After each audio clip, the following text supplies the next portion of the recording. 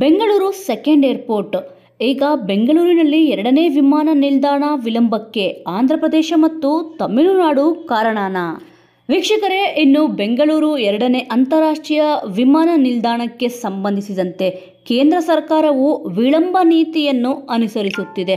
ಆದರೆ ಬೆಂಗಳೂರು ಎರಡನೇ ಅಂತಾರಾಷ್ಟ್ರೀಯ ವಿಮಾನ ನಿಲ್ದಾಣ ನಿರ್ಮಾಣ ಪ್ರಕ್ರಿಯೆ ವಿಳಂಬಕ್ಕೆ ಆಂಧ್ರಪ್ರದೇಶವೇ ಅಥವಾ ಆಂಧ್ರಪ್ರದೇಶದ ಆ ಸಚಿವರೇ ಕಾರಣ ಎನ್ನುವ ಅನುಮಾನ ಶುರುವಾಗಿದೆ. ಆಂಧ್ರಪ್ರದೇಶದಲ್ಲಿ ತೆಲುಗು ದೇಶಂ ಪಕ್ಷ ಹಾಗೂ ಜನಸ್ನೇಹ ಪಕ್ಷ ಜಂಟಿ ಆಡಳಿತದಲ್ಲಿದೆ. ಆದರೆ ಈ ಪಕ್ಷಗಳು ಆಂಧ್ರಪ್ರದೇಶದ ಅಭಿವೃದ್ಧಿಗೆ ದೊಡ್ಡ ಮಟ್ಟದ ಪ್ರಯತ್ನಗಳನ್ನು ಮಾಡುತ್ತಿವೆ. ಇತ್ತೀಚೆಗೆ HAL ಆಫರ್ನ ಬಗ್ಗೆಯೂ ಲಾಬಿ ನಡೆಸಿತ್ತು. ಈ ಕಾರಣಕ್ಕೆ ಹೊಸ ಅನುಮಾನವೂ ಕೂಡ ಈಗ ಶುರುವಾಗಿದೆ. ಬೆಂಗಳೂರಿನ ಎರಡನೇ ಅಂತಾರಾಷ್ಟ್ರೀಯ ವಿಮಾನ ನಿಲ್ದಾಣ ನಿರ್ಮಾಣ ಕಾರ್ಯಗಳು ವಿಳಂಬವಾಗುತ್ತಿರುವುದಕ್ಕೆ ಆಂಧ್ರಪ್ರದೇಶ ಮತ್ತು ತಮಿಳುನಾಡಿನ ಲಾಬಿ ಕಾರಣವೇ ಎನ್ನುವ ವಿಚಾರವು ಭಾರೀ ಚರ್ಚೆಗೆ ಕಾರಣವಾಗಿದೆ.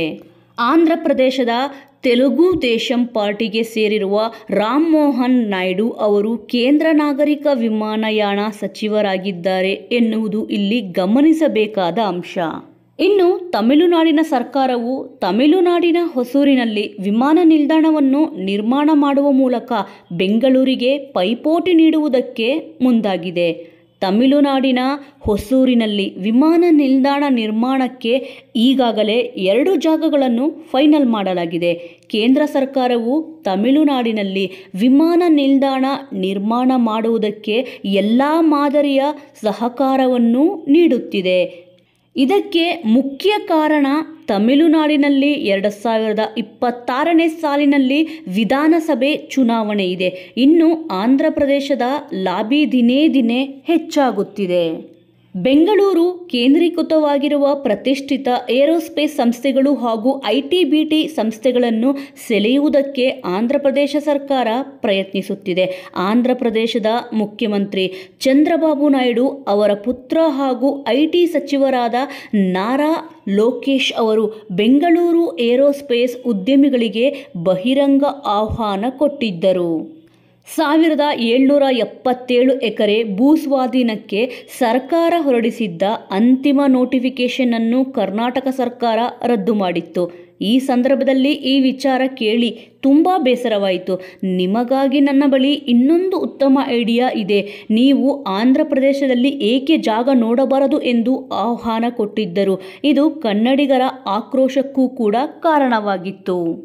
ಇದೀಗ ಬೆಂಗಳೂರಿನ ಎರಡನೇ ಅಂತಾರಾಷ್ಟ್ರೀಯ ವಿಮಾನ ನಿಲ್ದಾಣ ನಿರ್ಮಾಣಕ್ಕೆ 3 ಜಾಗಗಳು ಪರಿಶೀಲನೆ ಮಾಡಿ 5 ತಿಂಗಳೇ ಕಳೆದರೂ ಕೇಂದ್ರ ಭಾರತೀಯ ವಿಮಾನ ನಿಲ್ದಾಣಗಳ ಪ್ರಾಧಿಕಾರ ಅಂದರೆ AAI ಉನ್ನತ ಮಟ್ಟದ ತಂಡವು ಕರ್ನಾಟಕ ಸರ್ಕಾರಕ್ಕೆ ವರದಿ ಸಲ್ಲಿಕೆ ಮಾಡದೇ ಇರುವುದು ಹಲವು ಅನುಮಾನಗಳಿಗೆ ಕಾರಣವಾಗಿದೆ. ಇನ್ನು ಬೆಂಗಳೂರು ಎರಡನೇ ಅಂತಾರಾಷ್ಟ್ರೀಯ ವಿಮಾನ ನಿಲ್ದಾಣ ನಿರ್ಮಾಣಕ್ಕೆ ಕರ್ನಾಟಕದ ಸಂಸದರು, ರಾಜ್ಯ ಸರ್ಕಾರ ನಿರೀಕ್ಷಿತ ಮಟ್ಟದಲ್ಲಿ ಕೇಂದ್ರ ಸರ್ಕಾರದ ಮೇಲೆ ಒತ್ತಡ ಹಾಕುತ್ತಿಲ್ಲ.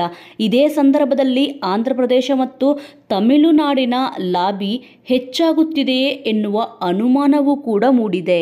ವೀಕ್ಷಕರೇ, ಇನ್ನು ಈ ವಿಚಾರದ ಬಗ್ಗೆ ನಿಮ್ಮ ಅನಿಸಿಕೆ ಅಭಿಪ್ರಾಯ ಏನಿದೆ? ಬೆಂಗಳೂರಿನಲ್ಲಿ ಎರಡನೇ ಅಂತಾರಾಷ್ಟ್ರೀಯ ವಿಮಾನ ನಿಲ್ದಾಣ ಎಲ್ಲಿ ಆದರೆ ಸೂಕ್ತ ಎಂಬುದನ್ನು ತಪ್ಪದೇ ಕಮೆಂಟ್ ಮೂಲಕ ತಿಳಿಸಿ. ಮುಂದಿನ ವಿಡಿಯೋದೊಂದಿಗೆ ಮತ್ತೆ ಸಿಗೋಣ.